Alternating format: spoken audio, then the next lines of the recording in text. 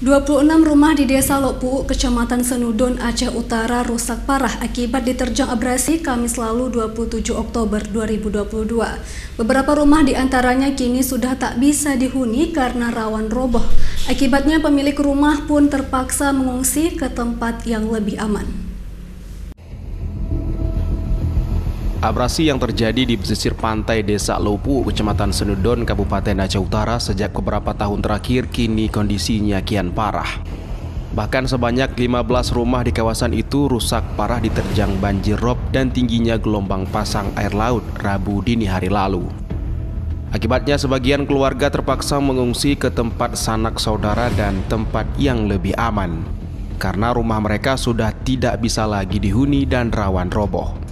Bahkan sebagian material rumah juga telah hanyut dihantam gelombang laut. Selain merusak rumah warga, ombak juga menghantam sejumlah pondok wisata milik warga yang ada di kawasan itu. Surniati, salah seorang warga, mengaku sejak beberapa tahun terakhir abrasi di kawasan itu kian parah. Bahkan hampir 1 kilometer daratan yang merupakan lahan warga tergerus abrasi. Jadi mau pindah ke mana, tempatnya nggak ada.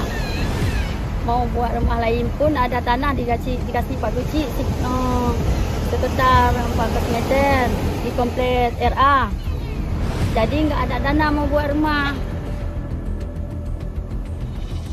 Bahtiar, Kepala Desa Lokpu, mengatakan bencana tersebut sudah terjadi sejak 5 tahun lalu, namun makin diperparah 3 tahun terakhir.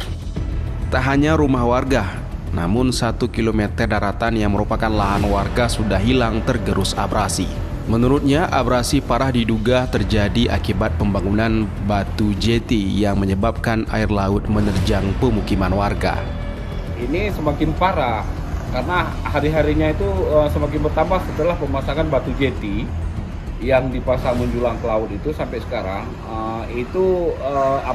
mulut kualanya itu nggak terbuka, sampai sekarang masih tertutup. Kita pun nggak tahu di sana siapa yang mengerjakan perusahaan apa karena nggak ada peplangnya di situ.